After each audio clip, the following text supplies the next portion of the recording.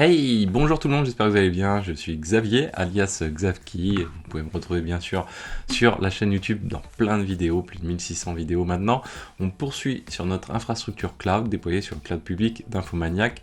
44e vidéo dédiée à cette playlist dont le but est de déployer une stack un peu complète sur Infomaniac avec le monitoring. Là on va commencer Traffic. On a déjà installé Consul, on installera un GitLab, on installera également un Mattermost, on verra du Postgre dedans, on va voir vraiment plein de bonnes choses. Victoria Metrics est déjà installé, on a tout ce qu'il nous faut. Donc là aujourd'hui on va s'intéresser à Traffic et c'est sa vidéo d'introduction. J'aime bien toujours rappeler les concepts de base avant d'attaquer on va dire un bloc un petit peu homogène, un peu intéressant à bien comprendre pour un peu mieux manœuvrer les choses. Alors Traffic, on se fera un petit schéma un petit peu après, mais qu'est-ce que c'est avant de commencer? Qu'est-ce que ça représente? Bien c'est un reverse proxy, donc on a si on veut citer ses concurrents, on va dire Nginx, on va dire également HAProxy si on veut penser Cocorico. Donc c'est un outil qui est reverse proxy de base, donc son but c'est on a des clients web et puis on a des serveurs web et le but c'est de se rendre du client vers le serveur pour aller récupérer des informations. Alors derrière tout ça, le serveur il fait aussi office souvent de load balancer, c'est-à-dire que l'idée c'est d'aller du client vers ce reverse proxy qui va aller ensuite vers un ou plusieurs serveurs et faire du load balancing, c'est-à-dire passer d'un serveur à un autre, soit pour avoir de la haute disponibilité, soit aussi pour répondre à supporter de la charge un peu plus importante. Alors le reverse proxy, lui, ce qu'il fait, c'est aussi, il va aller pouvoir faire des premiers process pour faciliter le routage entre les différents serveurs, c'est-à-dire qu'il va permettre de fournir sur une entrée DNS par exemple spécifique, dire bah voilà, quand tu arrives avec l'entrée DNS toto.com par exemple, eh bien tu vas aller sur le serveur 1 et le serveur 2, mais si tu arrives avec toto.eu par exemple, eh bien tu vas aller sur le serveur 3 et le serveur 4. Donc ça c'est une de ses particularités, c'est assez sympathique. Il a bien sûr d'autres particularités, il va permettre aussi, quand on va lui rajouter des certificats TLS, de faire le bon vieux HTTPS qui est nécessaire pour tout le monde, on va dire maintenant pour la sécurité. Le load balancing, lui, comme je vous disais, le but c'est d'avoir la haute disponibilité, de gérer donc l'aspect de distribution vers des backends. Vous voyez que finalement les rôles sont déjà assez mixtes.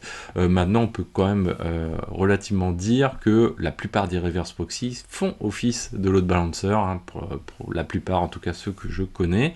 Et puis à côté, vous avez le rôle qui a émergé depuis quelques années, c'est l'API Gateway. Alors pourquoi ça a émergé?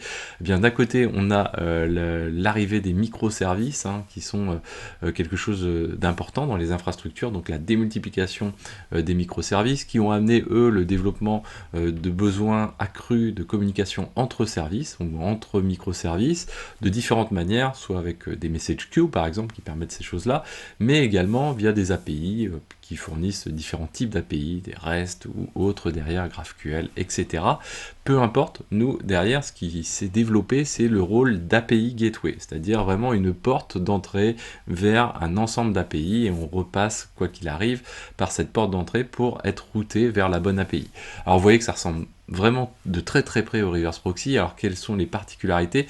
D'une part, c'est son positionnement au niveau de l'infrastructure, c'est quelque chose qui va être un peu plus au cœur de l'infrastructure pour router le trafic vers les bons microservices, et derrière aussi disposer de fonctionnalités spécifiques à cette API Gateway. Derrière, les API elles vont avoir différentes versions, elles vont servir à des fonctionnalités assez différentes, être sécurisées, moins sécurisées.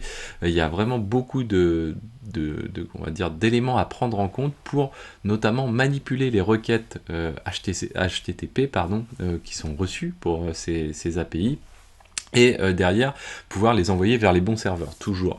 Mais l'idée c'est de se dire, les serveurs qui sont derrière, eux on va leur donner une fonction relativement simple, c'est-à-dire rendre le service donné, et l'API elle va permettre d'homogénéiser, on va dire un petit peu, l'accès à ces différents serveurs, avoir les mêmes règles par exemple d'URL, donc permettre de réécrire les URL à la volée très facilement, ce que permettait de faire déjà les reverse proxy, mais là avec des fonctionnalités beaucoup plus avancées. De la même manière, les API Gateway vont pouvoir intégrer par exemple des éléments d'authentification par exemple, de rate limiting également, hein, pour essayer de limiter l'impact de trop de requêtes sur certaines API, de réécrire les requêtes et aussi de monitorer, c'est-à-dire de se dire on a envoyé du flux sur telle machine, etc. Donc ça c'est important et c'est quelque chose qui est vraiment à avoir en tête. Traefik, lui, fait partie de ce qu'on appelle un petit peu l'écosystème Cloud Native Application Proxy, donc on fait finalement référence un petit peu à la CNCF. Comme je vous disais, c'est un outil qui est français, vous pouvez retrouver le dépôt GitHub, puisque c'est open source bien sûr, et puis vous avez le site web de Traefik, Traefik.io, et il y a aussi d'autres outils qui existent dans l'écosystème de Traefik Labs, qui est finalement la société qui est derrière Traefik. Pour l'anecdote, hein, les versions de Traefik disposent d'un petit nom chacune, en plus du numéro de version bien sûr, et ce nom est basé notamment sur les fromages français, donc c'est assez rigolo. Et c'est un outil qui a été créé par Émile Vosges, maintenant je pense qu'il y a pas loin de 10 ans maintenant à peu près. Alors, quelles sont ses principales features et comment finalement il a été aussi, comment il a percé dans la communauté? Il a percé au tout début grâce à une de ses fonctionnalités majeures qui est la capacité à se connecter à des providers d'informations. C'est-à-dire qu'on avait dit que d'un côté on a le client, le client web, et puis de l'autre côté le serveur web. Et le serveur web, lui, ce qu'il fait, c'est qu'il envoie, comme je vous disais, vers différents applicatifs derrière. Et bien, ces différents applicatifs qui sont derrière, si on regarde il y a quelques années, il fallait éditer à la main les configurations de ce fameux reverse proxy ou cette API gateway. On peut un peu parler à peu près des mêmes choses en utilisant ces termes. Je sais que beaucoup me reprendront dessus, mais néanmoins on peut faire une couche d'abstraction, on n'est pas à ce niveau de détail. Et derrière, donc du coup, on va pouvoir se connecter maintenant. Plus récemment, grâce à Traefik notamment, on a vu se mettre en place ce système de pouvoir se connecter à une API. Alors là, c'est pas l'API qu'on développe nous, mais à une API qui va fournir des informations qui vont permettre d'éditer finalement à la volée les serveurs qui sont derrière en back-end pour nos fameuses API pour servir les choses au niveau du serveur web. Donc ça, c'est quelque chose qui est très pratique et il a permis de se connecter à Docker notamment, et c'est comme ça qu'il a percé vraiment au tout début, c'est-à-dire la capacité à se dire, finalement, les containers Docker, donc c'est toujours le pet versus cattle, hein, donc l'animal de compagnie versus l'animal qu'on n'a pas envie dont on n'a pas envie de retenir le nom, là pour la bonne cause, hein, pour le coup. Et bien derrière, ce qui se passe, c'est que pour les containers Docker, si vous stoppez un container Docker, que vous le redémarrez, mais si jamais vous en lancez d'autres en cours de chemin, il est possible que les IP des containers Docker varient encore plus que finalement l'instanciation de VM qu'on connaissait un petit peu dans l'ancien temps, entre guillemets. Et derrière, du coup, c'est là qu'est venu le besoin de se dire, si je me connectais à l'API de Docker, finalement, eh bien, je serais en mesure de pouvoir consulter tout ce que connaît l'API de Docker, c'est-à-dire notamment le nom du container et l'IP porté par ce container. Et ça, c'est super cool, parce que derrière, ça veut dire que si notre reverse proxy peut se connecter sur cette API de Docker, eh bien, il sera en mesure de se configurer en fonction des paramètres qui lui sont donnés. Et si les choses évoluent de manière dynamique, lui sera en mesure d'évoluer de manière dynamique. Donc ça, c'est une autre capacité forte qui a été apportée par Traefik, c'est la capacité d'avoir un autre reload, on va dire, c'est-à-dire la capacité à modifier sa configuration à chaud et de découvrir les changements. Vous le verrez, c'est assez sympathique, on se fera une petite démo dans une prochaine vidéo. Et nous, alors on va l'utiliser plutôt avec une connexion à Consul, on n'a pas mis en place de Docker, on va remettre ça beaucoup plus tard, la mise en place de Docker.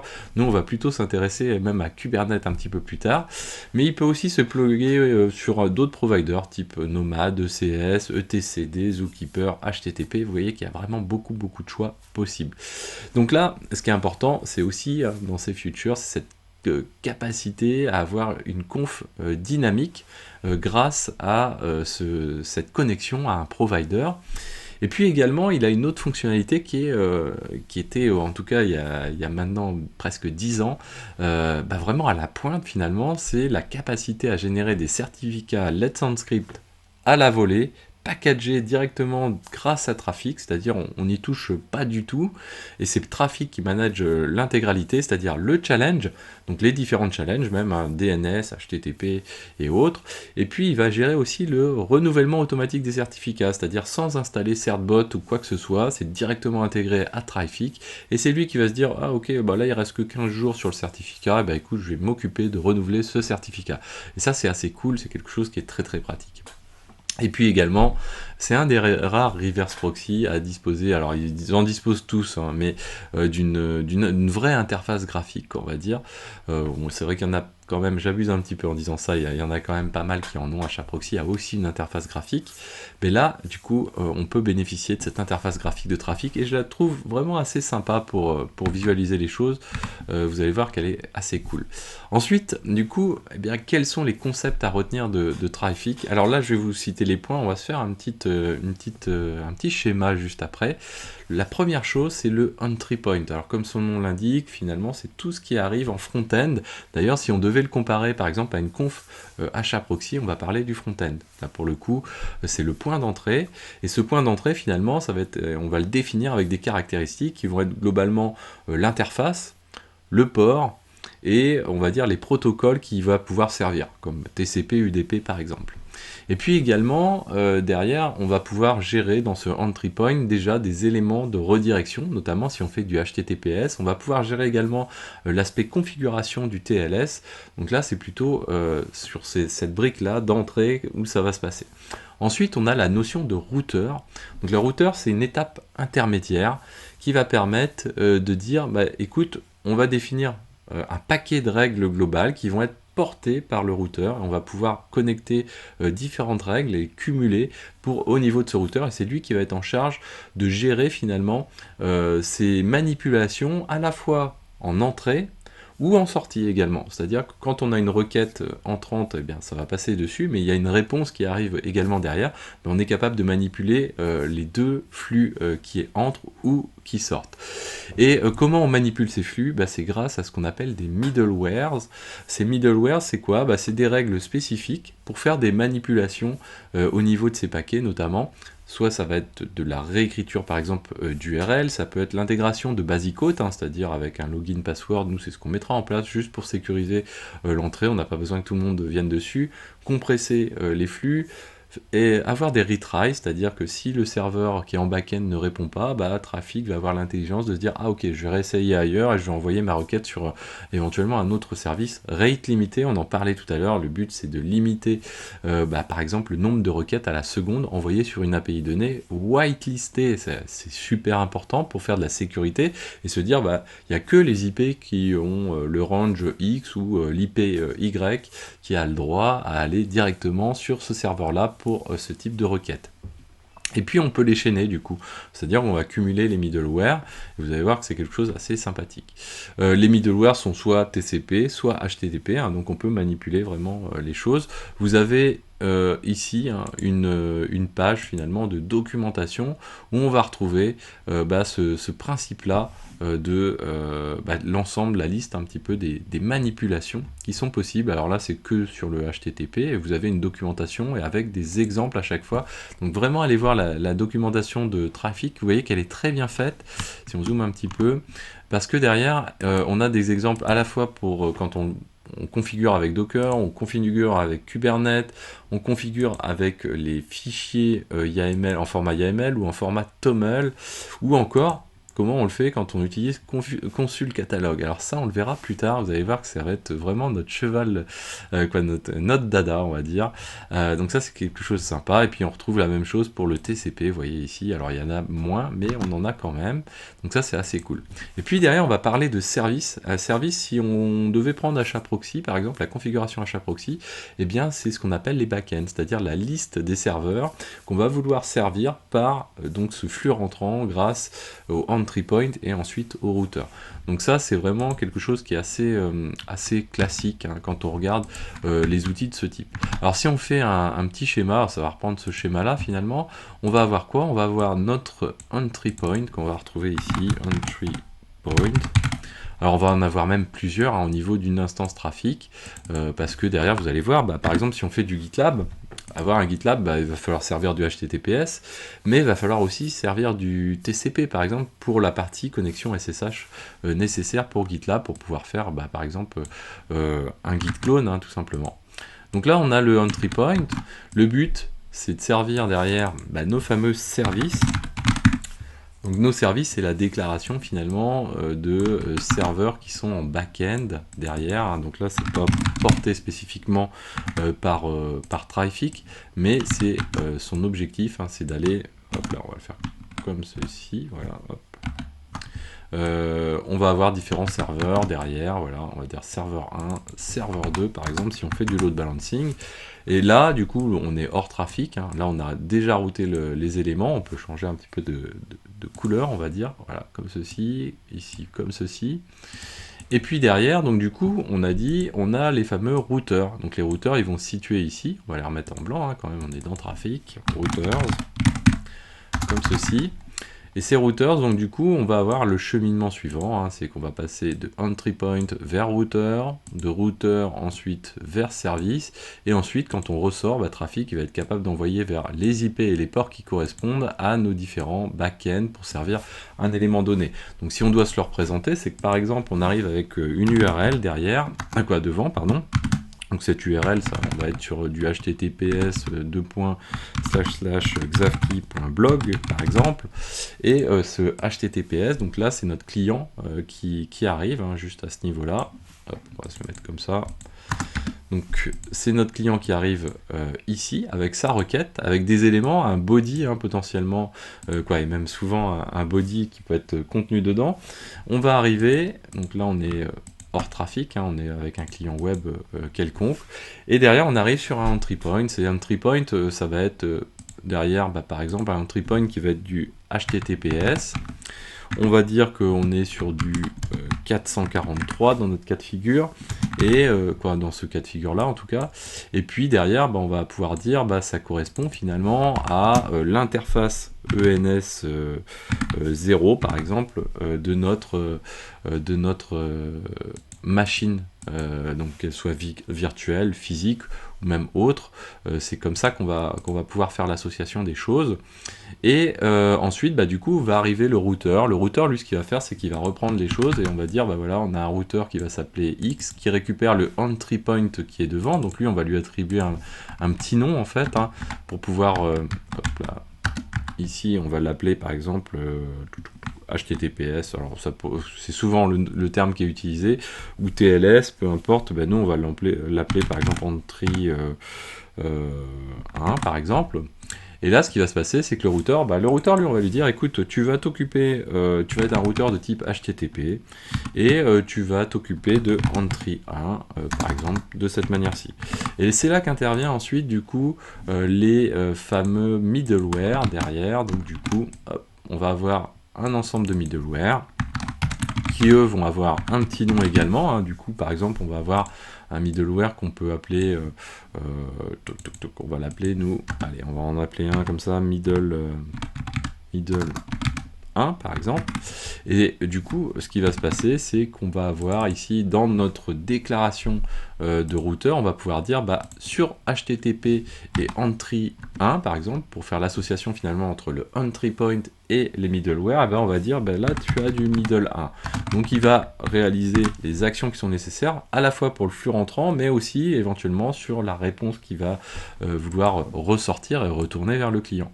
Donc une fois qu'on a fait ça, du coup, hop, les middleware sont intégrés au niveau du routeur, on peut en avoir plusieurs, ils peuvent être chaînés, et derrière, du coup, bah, une fois qu'il a fait ce travail-là, Traffic va envoyer vers le service en question, avec potentiellement une gestion de load balancing et d'autres éléments. Donc du coup, là, on va dire, on va préciser, donc tout se passe vraiment au niveau du routeur. Au niveau du routeur, on va aussi lui préciser bah, le nom du service qui va correspondre. Donc on va dire, par exemple, service 1 par exemple, et derrière ce service 1, bah, on va le retrouver forcément ici. Hop. Et ce service 1, dans sa traduction ici, ça va être soit de manière statique, du coup on va lui donner, hop, alors je vais me remettre là, comme ça, voilà, soit ici on va dire, bah, ça correspond à serveur 1 et serveur 2 avec les ports 80 par exemple, 2.80. Et derrière, du coup, on va envoyer les éléments. Ça va être aussi derrière la connexion à un provider, mais la connexion au provider, ça se situe à un autre endroit, hein. Ça se situe plutôt voilà, sur, on va dire, des configurations génériques appliquées à Consul. Et là, à cet endroit-là aussi, c'est que là, on va pouvoir, donc on est sur un load balancer, définir les stratégies de load balancing, donc celles qui existent de manière un petit peu classique. On va avoir du round robin, on va avoir d'autres possibilités, on va pouvoir faire du weighted aussi, donc donner des poids à chaque serveur pour pouvoir tester les choses. On va pouvoir faire du mirroring également, ça veut dire on peut se dire tiens, j'ai des flux que je veux envoyer vers serveur 1 et serveur 2, mais je veux aussi dupliquer ce flux là et l'envoyer vers d'autres serveurs 3 et 4 par exemple, pour dire voilà, j'ai une production mais j'ai aussi de la pré-production à côté et je vais envoyer les mêmes flux pour pouvoir faire des tests de développement et autres. Voilà les grands principes de trafic. J'espère que cette vidéo vous a plu. N'hésitez pas à la partager, à mettre des pouces bleus, à commenter, à vous abonner également. Et puis, on se retrouve dans la prochaine vidéo pour tester et mettre en place trafic à la main pour ensuite continuer à développer tout ça. Ciao à tous!